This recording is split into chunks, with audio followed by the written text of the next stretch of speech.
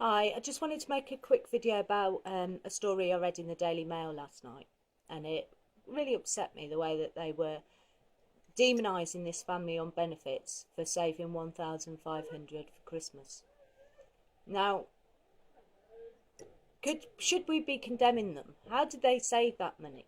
You know, they got 16,500 in benefits a year, which equates to about £317 a week. Now, they managed to live on that and save a bit away for Christmas to make sure they had a nice Christmas. Now, the government statistics say that an average family, the living cost is £500 a week, so they're still living quite below poverty line, even if that figure didn't include housing benefit. So you look at this in a more positive light and think, well, they've managed to scrimp and scrape each week to make sure that their kids didn't go without at Christmas. Now, if we're saying that this is unacceptable, then we're saying that Christmas is only for people with money. Because we bring up children in this world, in the current situation and climate, that there is a man in a big red suit that will come down your chimney on Christmas Eve and he will give you all your heart's desire as long as you've been a good boy. Or girl. So if you're saying that, and then they ask for things for Christmas and they don't get these things that they ask for, they automatically assume that they have done something wrong. And parents are held to a ransom on that, because they know that we're not going to want our children to wake up on Christmas morning, not got what they want, and break their hearts because they think they've been bad, when they're actually good children that do deserve a treat and a special day. So just because somebody hasn't got the benefits, someone's on benefits, does that mean that they're not allowed to celebrate Christmas? Now, the Daily Mail then went on to break down what they were spending the money on, and it's like £100 on the Christmas food. Well, I'm sorry, but £100 nowadays doesn't even get you a lot of food.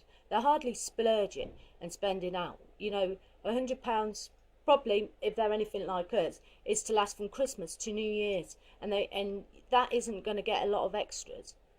The prices of living costs and the price of all the Christmas chimneys cost a lot of money. All as they've done is save. We don't know why they're on benefits. He could have lost his job. We don't know how long they've been on benefits. And we often have a go at people on benefits for splurging their money and spending it on things like drink and cigarettes and lottery and things like that. Where is the crime in saving it for Christmas? How is that not doing the right thing?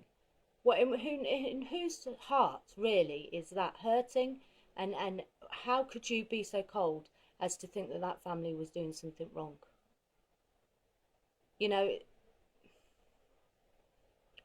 Poor people have nothing left, and now you want to take Christmas away from them. It's like, what the fuck? There is nothing worse. My husband lost his job one year, and we were waiting to hear about benefits, and it was like the week before Christmas, and we had absolutely no money, and we were thinking, how are we going to tell our kids that Santa's not coming this year because we can't get them what they want? I think we literally had £40. Now, thankfully, something happened, and it was just a short gap. But some people take a while between jobs to get more work, to find something else. We shouldn't berate these people. They pay national insurance and tax, a lot of people, when they're working. We shouldn't have a go at them because when they're shit hits the fan, they're having a nice Christmas and making the best out of their lot. We should be saying fair play to you. You didn't squander it. You didn't go out gambling it. You didn't go out drinking it. You put it away and you struggled week after week. They might have shopped second hand for the whole year. Gone without all sorts so they could give their family that Christmas. And we're going to all demonise them in the national press. It's disgusting. Those kids had to go to school today after that article was put in the paper. How many kids are going to say, oh, my mum said your mum's just a benefit scrounger and she, my dad paid for your TV you're getting for Christmas. It's just hate all the time. And this is supposed to be the season of giving and community and Christmas spirit. And there ain't no Christmas spirit in that article. And please don't share it on my timeline anymore with things that say horrible things about these people, because they're just struggling, like we all are. I mean, how many people are working this year and they're struggling? Now you can say, well, that's why we're annoyed with that article, but it isn't, because if I went out and earned 16,500 in a job, I'd probably get another 12,000 tax credits topping that up. You know, these people are living on the poverty line, and they're just doing what they can.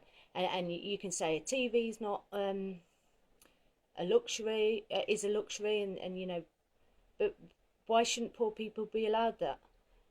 Computers are very important for poor people to have, you know, good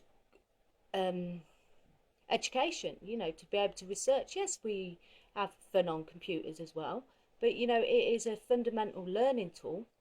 Above all else, the amount of knowledge that you can get from the internet, you know, to give a child a computer is, it's not a luxury. They're going to need it for their future in any kind of work.